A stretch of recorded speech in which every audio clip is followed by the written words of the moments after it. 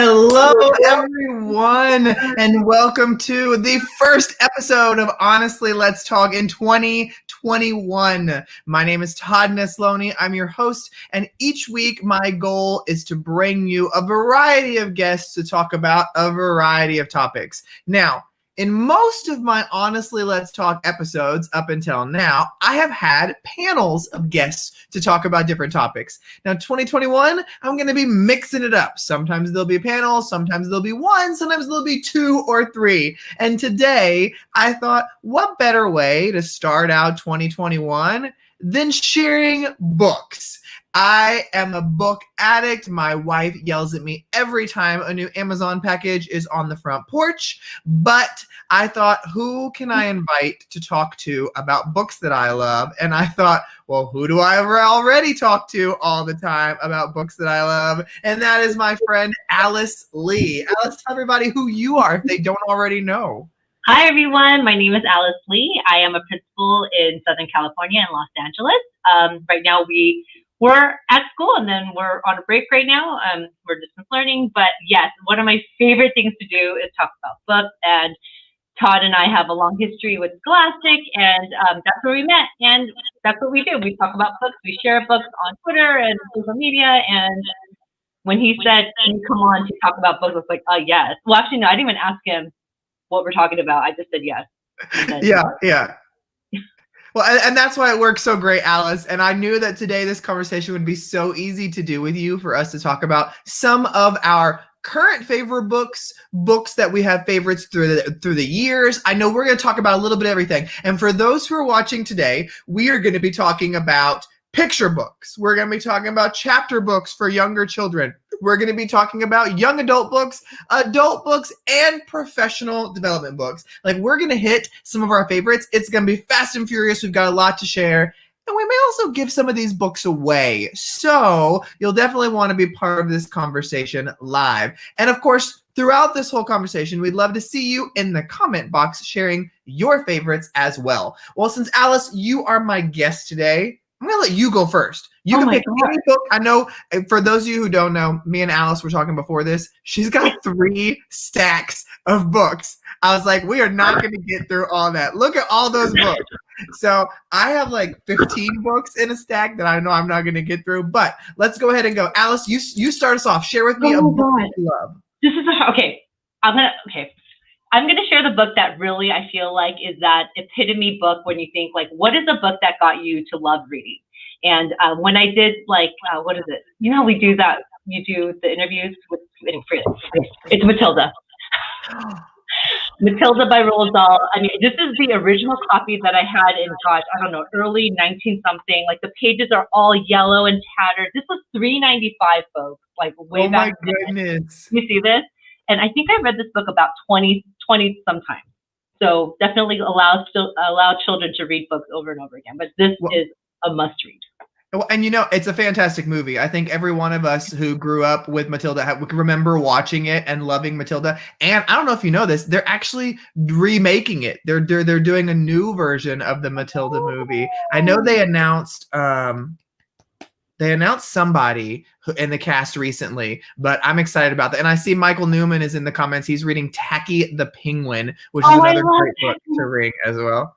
So, okay, so you shared Matilda, which was a book that you really loved as a kid. I didn't bring this one in my pile today, but I'll talk about it anyway. One of the books that was really impactful to me. Now, no, it's not Animorphs. I talk about Animorphs all the time. Yes, I've got my all 50-something of them over there. And the number 1 original copy of Animorphs Volume 1 is signed by the author, Catherine Applegate, too. Just like to throw that out there. But a book that, when I think about my love of reading and one that sticks with me, is The Giver.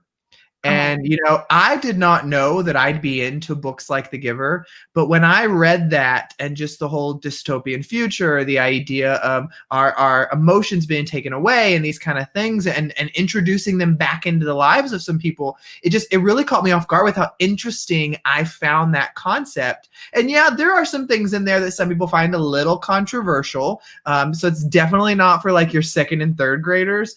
And please, do not waste your time with the movie. That was a complete joke. I was so disappointed with the movie The Giver. I didn't know the But have you read The Giver? I love The Giver, but I've never seen the movie. Well, did you know that The Giver is actually a series of books, that there's 4 in the series? You know what? I might have known that, but that's okay. Okay. So if you are a Giver fan and you didn't know that, the books tie together fairly loosely. They're not like direct sequels of each other. But Gathering Blue is one. Oh my gosh, I just totally went blank on that too. But anyway, there are 4 books in the series for you all to check out. But I am a big The Giver fan, but I hate the movie. And there's not really many movies that I hate that were after books, but that's one. I was so mad because I wanted that movie to be good. But anyway, your turn, Alice. Go ahead. Okay. So this is like a little bit of a piggybacking. So one of my favorite adult books is The Time Traveler's Wife. I love that book. I was bawling like a baby, and I refused to watch the movie for that same reason, because I'm like, even though I love the actors that are in it, but I love the book so much, I was like, I don't want the movie to ruin what was happening in my own head. Yeah. So, okay. Here's a book that when I was a teacher, I read this to my class every single year. It's Love You Forever. It is a classic. It's a must-have for any parent, for any teacher, and I love this book so much. Tears, young and old. That is one of those books that is, I mean, to me, that's a staple in classrooms. That book it's one of those that everybody gets emotional when they read it a little. There's always that little tear that comes in your eyes when you read that one. Okay, so since you mentioned a picture book, I'm going to share a picture book that really means a lot to me for several reasons. So you all may have heard of the book Be Kind. It's written by Pat Miller and illustrated by Jen Hill. So I read this book probably 3 years ago now and fell in love with just this beautiful story of a young girl who spills grape juice on her dress and just feels totally like the outcast and everybody's staring at her. And it's just a great story about just the power of kindness and the power of just being there for someone else, even when it's not easy and it doesn't feel like the right thing to do. And the reason, though, this book is one that I know will forever hold a really special place in my life was I'm a big believer that when you like super love a book, you like buy extra copies and you give it to people. And so I read this book and I was telling my mom about it and she's like, oh, that just sounds wonderful. And I'm like, I'm getting you a copy. I'm going to send it to your house. And I had ordered her a copy on Amazon. And then she unexpectedly passed away, but the book was delivered to her house the day after she passed away. And I remember we were going to her house for stuff and I was like, why is there an Amazon box here? And opened it. And it was really emotional to know that, that was the last thing I got her. And she didn't get to open it.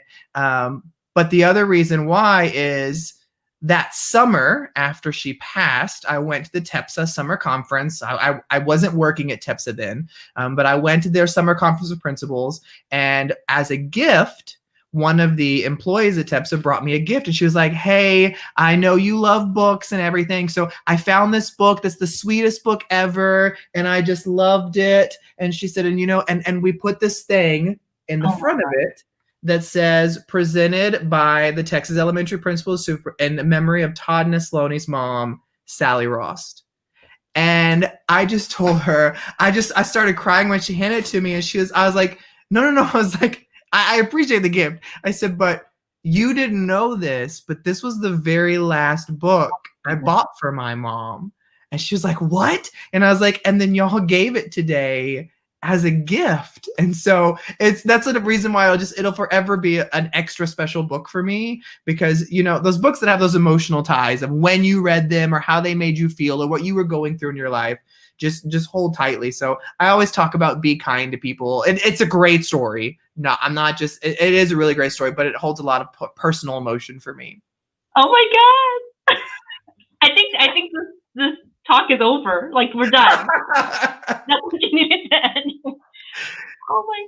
I can't follow up with that. Yes, you can. You got lots of good books there. I I do. know you do. You said you should. When I asked Alice to be part of this, like a week or two ago, I said, "Hey, you want to do talk books with me?" And she was like, "I'd love to." And 5 minutes later, she goes, "Look, I've already started my stack," and I got a picture, and I was like, "Yeah, I knew she'd be good at this." So what's another one you've got, Alice? Okay. Another one of my very, very favorite books is this book, After the Fall by Dan Santat. And I just love anything by Dan Santat. And I love this book. And I don't know if you guys know. So basically, it's the after story of Humpty Dumpty. And if you don't know the story, you have to read this book because it's about resilience and it's about him getting over the fear of heights. And he talks about why he was even on the wall to begin with. And it turns out that he really loved to watch the birds. I'm not going to give away the story. You have to read the book. But I got to meet Dan Santat, and I asked him, I said, what was the inspiration behind the story? And he said it was a love letter to his wife, who was battling anxiety. And so he said, I wrote this book for her. And, you know, it's like, oh my gosh, and you just love this book even more. It was one of my whole school book club books that we read at my school. And then I was in Korea a couple of years ago. And guess what I found? I found it in Korean. Oh my goodness. So it's the most awesome book. And, you know, it doesn't completely translate exactly, but yeah. Anyway, this is also one of my very, very, very favorite books that I also give away when we're in person. Well, I see we've got Andrea Keller in the comments too, asking if we read the blog that he wrote about it. I have not. I'll have to go look it up. Have you? No, I mean, I just heard the story from him live. Andrea, you got to put a link to the blog in the comments, Andrea, so we can see. But I will tell you, Alice, that book, I had heard people ranting and raving about it. And I was like, okay, is it really that good? And I pick it up and I was like, oh, this is good. And then when you get to the end, you're like, boom, mind blown. Didn't see that coming. I am obsessed with this book. And so I know exactly what you mean. Like, it was like it's one of those things where you're like, mm-hmm. Oh my God. Yeah, I remember when you got to meet Dan Santat, and I was so jealous. And I know you're like a big fangirl of his and everything, so I was super jealous. But okay, I'm going to pick a PD book next. Okay. You know, but you and I are both educators, and so obviously we're always looking at growing ourselves. And I've read a lot of good PD books, and you know, speaking very personally, I have never been a huge fan of reading PD books. There have been some that that have like totally changed my mind, like Book Whisperer, Disrupting Thinking, things like that. But overall, I've been like, oh, I've gotten some ideas. Yeah, it wasn't that bad. Okay, I want to go back and read a chapter book now. I want to go back and read a young adult novel. Like, that's where I get my joy at. Mm-hmm. But there was a PD book that came out a few years ago that I read in one sitting and then had to go back and reread it the next day because it was so much meat. And I wasn't in the classroom when I was reading it. I was a school principal, but I was dying to be back in the classroom. And that is by my friend, Sara Ahmed, and it is called Being the Change. People, if there is one PD book that I say that you must read, like, I don't think this should be voluntary. I think every educator should be told to read this book. It's Lessons and Strategies to Teach Social Comprehension. This can work in any grade level, any subject. This opened my mind on ways to have difficult conversations or uncomfortable conversations with kids and make it very academic focused too. And let me tell you, the author of this, Sara Ahmed, one of the sweetest people on the planet, totally in this business for the right reasons. And this is her heart on the page. And she knows that I am like obsessed with her. I follow everything she does all the time, but this book blew me away. And I have bought like 5 copies already and given the teachers that I love, like, hey, I know that you'll love this. So definitely recommend Being the Change by Sara K. Ahmed. I love it. I love it. Actually, I don't have a copy yet, but it's been on my list of like, I have to read it. You have to. It's that good. Okay. Well, then I'm going to follow up with your social justice kind of critical thinking mind and share with you 2 books that we read with my staff this year, especially with the light of everything that's happening in terms of equity and race and justice in our world right now. And here they are. I'm reading Stamped with my staff, and Lies My Teacher Told Me by James W. Lowen. This is the young adult readers edition. There's the, more adult, mature version. This is blowing our minds away. And it really is a book about, it's kind of dismantling some of the notions and all the things that we were taught when we were growing up, right? About the Pilgrims and how Columbus was a good guy and, like, look at what he did. We're having such deep conversations that, like, we had to take a pause. We had to take like a month break away from the book because it was so heavy, and because we're thinking, oh my gosh, everything that we've been doing, right? Some of our traditions, like, we used to make pilgrim fests and we used to do like these hats and feathers, and we're like, that's not okay anymore. Like, we're like, we really, now that we know better, we got to do better. And it's really been challenging our staff, and I'm just so proud of the conversations that they've had. So this book, I would say, if you're ready, this is a great book to read. It will mess a lot with your things that we kind of grew up with. And then again, this was written by Jason Reynolds and Ibram X. Kendi. But what's beautiful about this book is that Jason Reynolds is a young adult writer. And he writes this book in his young adult writer voice. So it's very friendly to read. My son loved it. And we had some really great discussions about this. He's in middle school. My son is in 6th grade. And anyway, so this is really, really great.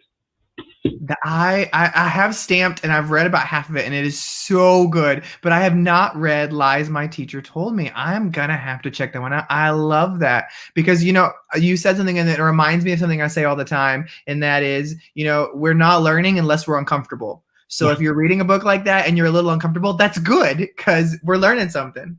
So, okay, so now I'm gonna pick a young adult book.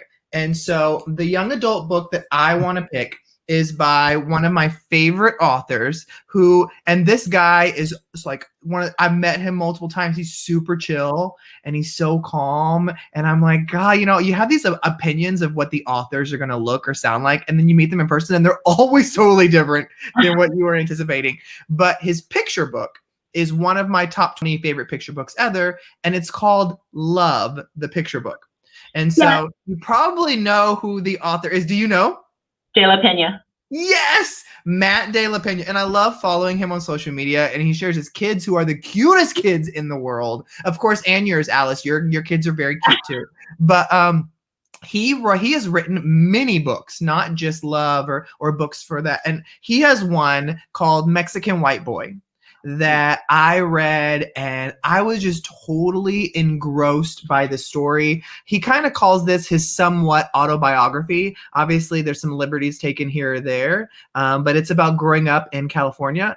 And I just loved this book so much, which is the idea of talking about race, of how we are raised and the way that plays a role in who we become.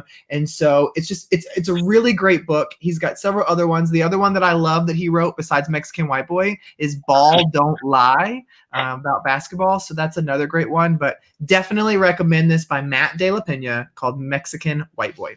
I'm sitting here like writing this down. I love it. Okay, so I love that actually the books that you're choosing kind of like mirror some of the books that I've chosen. So in line with that, here is one of my favorite books of last year.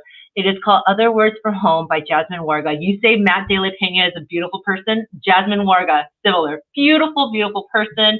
And she won, these stickers are kind of a big deal, but she got a Newbery honor for this book. And what I love, it's about a Syrian girl. And she has to immigrate because, it's not safe in Syria. And so she immigrates to Chicago. And it's her story about how she acclimates to the U.S. culture and, as a teen. But what I love about this story is it's written in prose. So it's not a narrative. It's written in prose. And Andrea, that's great. We should probably make a list of all this. We'll try. But this is so good. Do you see this? I've tabbed it up because there's just it's one of those books you just have to oh my God, that's so great. It's so beautiful. It's so relatable, even though it's talking about someone from a different culture. But I love books like this again because for a lot of our kids, they may not know somebody who had to escape their home country to come here, to be a refugee almost in a different country. They don't know what that's like. And so through, again, mirrors and windows and sliding glass doors, this is a perfect book for that. It's a good book for 4th grade and up. But yeah, this one. So that's on my to-read list. It's actually on my nightstand in a pile. So I haven't gotten to that one yet. But now with that recommendation, I may have to move it to the top of the It's a pile. one-day read. It's like a 2-hour read. Oh, perfect. Okay, then I'm definitely picking it up.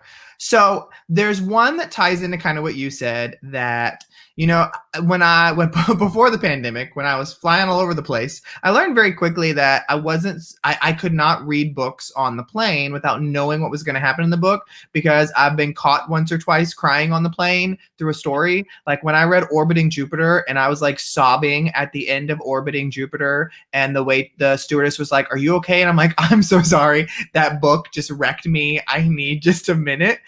But there was another book that I read that is probably for third or fourth grade and above. I just picked it up randomly. It was I was in one of those Amazon rabbit holes where you're just like, oh, this one recommends this one, recommends this one, recommends this one. And the title and the description on the back kind of got me. And it's called The Boy at the Back of the Class. And I'm going to mispronounce her name, maybe, but it's Onjali Ralph. And I'm so sorry if I mispronounced that. I'm going to go look up how to say it correctly after this. But this book, it's very emotional for me to have done my own growth over the last couple of years and understood that there's so much misrepresentation between illegal immigrant, legal immigrant, and refugee, and understanding where those different things are, how they get titled the way they are, and things like that. And it's really bothered me how incorrectly people define the word refugee so often, and they don't understand those kind of things. Well, this story takes place in a schoolroom in London, and it's a group of kids who one day an extra desk shows up in the classroom, and they're like, "I guess we're getting a new student." And a new student goes to the back of the class, doesn't speak any English. They have to find an interpreter for him. And so the kids make up all these stories in their head of like, why is he here? Why doesn't he talk to anybody? He has to go off into special classes and have therapy and things like that to deal with things. And as they get to know a little bit of his story, they come to learn that he is with a foster family because he is a refugee from Syria who, while escaping Syria, got separated from his family. And as the kids in the class get to know him, they become so moved by his journey and that he doesn't know where his family is because of how he was separated from them, that they go on this crazy trip because they convince themselves that if they can get in touch with the Queen of England, because they're based in London, then they can convince her to put all her men in charge to find his parents. And so they go on this crazy journey. It's so adorable. But throughout that, you learn his backstory and their journey of trying to escape Syria. And oh my gosh, making me emotional now talking about it. But it's just heartbreaking to know what some people will risk everything to escape from, because it's certain death and they have no choice. And the risks they'll put themselves at or their families at because they know it's the only way to give them a future. I mean, to me, this is the perfect entryway to start talking about what refugees are and how you can help support and get involved and things like that. And so definitely would recommend The Boy at the Back of the Class. Oh my gosh, I wrote that down. Okay, let's see. So many. Okay. I'll do this one. I'm going to now share a graphic novel, but it's not really for kids, but maybe for kids. I don't know, maybe for more mature students, maybe middle school. But this is one of my favorite graphic novels. It's by Jared, Krasowska. I think that's how you say it. Is that Krasowska? Okay, he is amazing, and it's actually an autobiographical graphic novel, and similar. It's kind of just really taking a look at this kid's life and what he's gone through. He lives with his grandparents. His mother is a drug addict, and it's just really the story. And I've never cried in a graphic novel, but I cried in this one at the end, and you're just like heartbroken for his journey, but yet you celebrate his resilience. But it's another really, really beautiful story. My son really liked it too. He really enjoyed the bad words that were in here, because he's like, it's a graphic novel, or they're bad words. But other than that, this is a really beautiful story. I highly, highly recommend. Yeah, story. I don't know if you know this, Alice, but that is actually the book that got me hooked on graphic novels. No Because way. I didn't know that I would be a graphic novel fan because I was like, this is kind of weird. I don't know. And then I read that one. And I was like, done, sold, like finished it in one sitting because you're right. It's so good. Okay. Well, before you share. So Amulet, I have the entire series behind me. You are the reason I own every book in that series, and I haven't even read them yet. But you sold me on that because isn't it your son who's obsessed with those? He's obsessed with them, and we're like, Kazu, when is number 9 coming? It's coming out soon. But anyway, this is a great series. I have it, and it's still actually wrapped. This is why my wife says to stop buying books. I haven't made it through them all yet, but I bought all of them. I was like, Allison and her son said they were so good that I had to. And so, speaking of graphic novels, so once I fell in love with Hey Kiddo by Jarek Kozaska, I was like, I want to look in some more. And I found this book, New Kid by Jerry Craft. Yes. And funny enough, I got to interview Jerry Craft on an episode of Tell Your Story. So go back in this podcast and check that out. But this book was just a gorgeous representation of, just being the only biracial kid at your school, a private school, not feeling like you belong. But the sequel also came out, so y'all can definitely check out the sequel as well. And this book, I bought it before it won like 25,000 awards. And isn't this, now correct me, I think you know this, this is the very first graphic novel to win the Caldecott and the Newbery, right? I believe so. Yes. Andrea said yes. This is the very first graphic novel to win the Caldecott and the Newbery. So it's good. And this man is awesome. I love Jerry Craft. Such a really great guy. But definitely check out New Kid.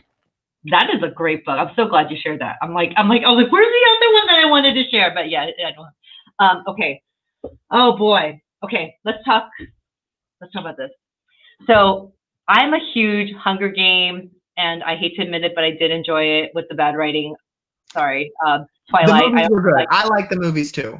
Yeah. I loved Hunger Games, and I really like Twilight. So I'm a big dystopian fan person. I found this book, and this series is amazing. If you are a dystopian lover, like I like the future craziness stuff. Neal Shusterman. Oh my God, this is like Hunger Games times 10. Like, it's super violent, but the story is good. And it's not like mired in all this weird romance. I mean, there's a little bit of romance, but it's good. It's good. I would say read it. It's every book. I'm just like, oh my God, what's happening? And this trilogy. So there's 3. This is the first, and it's just good. So basically, it's in the future. People have figured out how to like heal cancer, like stop aging, and so now like the planet is overcrowded. There's just there's too many people, and so they've selected these sites to come and do these like mercy killings where they're like picking people to kill off, and it is just like how the process is, and like how even in this system there's corruption, and it is good. I really hope they make a movie out of that series. I love that too. Now, I'd listen to them on audio, and I will tell you, Alice will say there's not really any love story. There is, because let me tell you, every time it gets to those little stupid chapters, I'm like, oh my God, can we stop talking about how much they love each other? Tell me how that person dies, or how do they escape? Like, that's what I'm into. So there is a little bit, but it's not a lot. But oh my gosh, you're so right, Alice. That book, and I like dystopian. And I was nervous that one would be like too gory or too like depressing, but it was, oh my gosh, it was addicting. Actually, I'm nervous about the movie. If you're saying they make this into a movie, it's gonna. They haven't yet, but I wish they would. I'd like to see it as a movie. Okay, so I'm going to share another PD book because this is by one of my dear friends, and I have to give him a shout out because, and Alice has had the pleasure of getting to hear him speak as well, but I've heard a lot of professional development, and I knew this guy before I heard him speak, and I was always impressed by his work. But I will tell you that his PD that I sat through wrecked me. Like, it was the most, I have never had that much reflection of myself and what I wanted to do and my goals and growing and being better. It was the most powerful professional development I've ever been to in my life. And then when his book came out, I knew it was gonna be good, but I read it and I loved it. And that is my buddy Daniel Patterson and his book Recover EDU, a communication guide for addressing mental health in schools. Mental health is something Alice and I both have, become really passionate about and really looking into and making sure the conversations are brought up and we're talking about with kids and with parents and everything. And this book, I think, is another one of those to add and a must read for schools, for teachers, for parents, anybody. But Recover EDU by Daniel Patterson, check it out.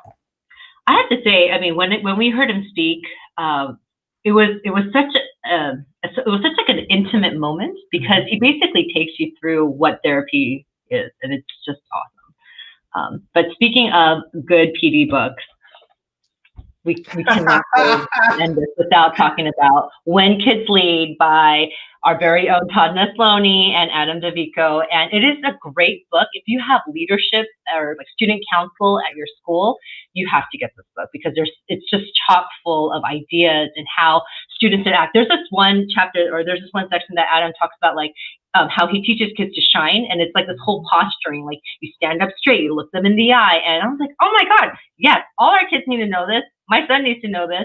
I should be reminded of this. People who are interviewing for jobs should do this, like shake your hand firmly, like just kind of like these social cues, but really just a great leadership book. Todd, this is your book, so do you want to add a couple of nuggets? You are too sweet, number one. But I will tell you, I am so stinking proud of that book and the work that Adam and I did. And, Alice didn't mention this, but her kids also got a little quote in there. So they get to be forever in that book too. So thank you, Alice. Okay, we got time for, let's do 2 more each. Okay, so I'm going to do a chapter book and one more PD book that's a little bit different of a PD book. So the chapter book I want to do is called The Bridge Home. Have you read this one? You know what?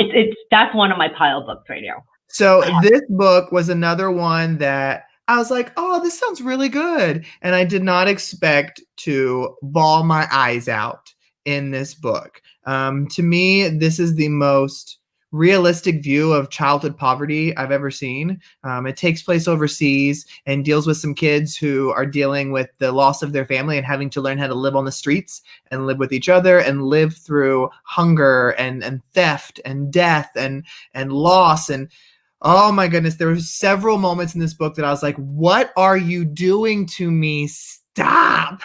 But I think that this book really reminded me of what we take for granted quite often.